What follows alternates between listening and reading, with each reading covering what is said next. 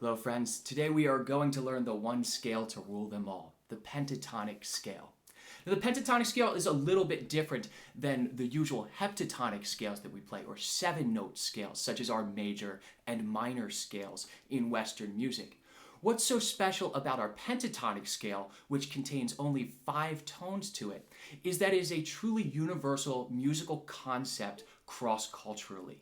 You will find melodies derived from this pentatonic scale in Chinese folk music, Japanese, Indian, African, East European, Scottish, and much of American popular music is even based around this pentatonic scale. So you might be wondering why this one scale cropped up in so many different places across the world in a number of years. And the likely reason for that is that the pentatonic scale is derived by stacking fifths on top of each other. And the fifth is our strongest harmonic tone in the overtone series next to our root, or the name of the note that we're playing. So it makes sense that the fifth is a naturally occurring strong tone. This means that in the key of C, we would build our pentatonic scale by counting up 5 notes from the first one. So we'd start on a C, and we'd go up. Our next note that is in our pentatonic scale is our G, C, D, E, F, G. As we go up through this, we would then have D, A, and E. And to make our major pentatonic scale, we take these tones that are stacked fifths and we arrange them so that the tones are closest to each other. So the scale that we will play is C, D, E, G, A, and then C again. And we'll come back down. So let me show that to you on the uke and where the positions are so that you can start getting this unique scale in your head. You'll first play an open C, and then you'll play a D on the 2nd fret of your C string, and then you'll play an open E, and then an open G, and then an open A, and then C on the 3rd fret of your A string. Now let's try that entire scale together. 1, 2, 3, 4. C, D, E, G, A, C, A, G, E, D, C.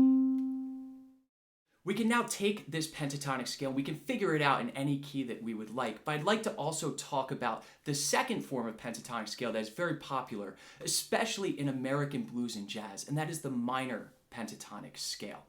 This is going to give us a slightly different sound, but all that we are truly doing is starting the same exact scale that we did before, but starting on the 6th scale degree. So if we were going to do this based around C, we would play the same exact notes, but starting on A, and that would be our minor pentatonic scale. So the note relationships are all identical to each other.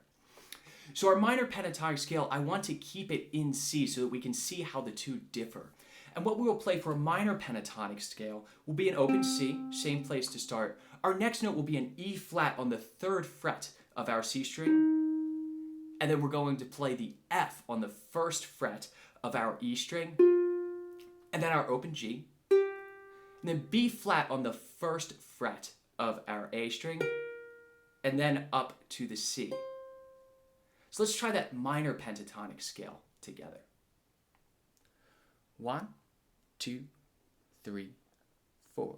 C, E flat, F, G, B flat, C, B flat, G, F, E flat, C.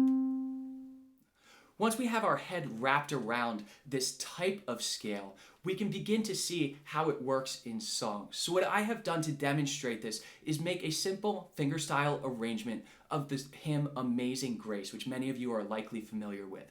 The melodic content in this song is entirely based around the pentatonic scale. You'll find some other notes in the arrangement that are just for the chordal accompaniment, but the melody itself is pentatonic.